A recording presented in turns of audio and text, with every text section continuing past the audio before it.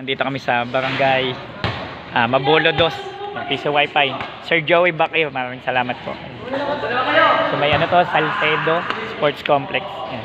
So pinagana namin yung bendo na halos ilang buwan nang hindi pinapagana. So nasira siya, something daw.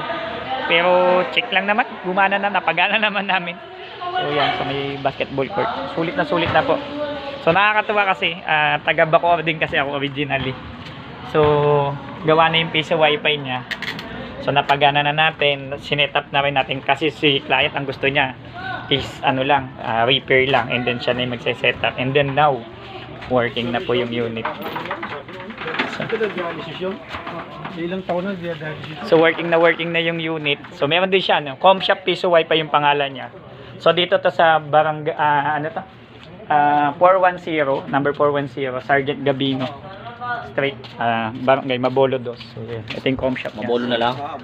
Sulit po yung kanyang piso wifi. So yan, working na. Purok dos. Maraming salamat po.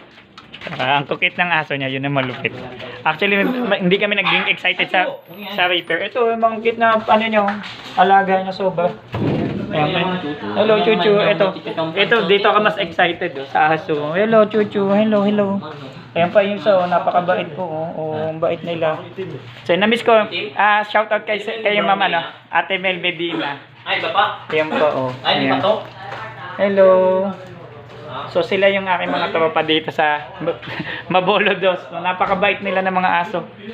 So nakakatuwa. So yun, maraming salamat po yung may-ari. Tulumang bahay, napakaganda din.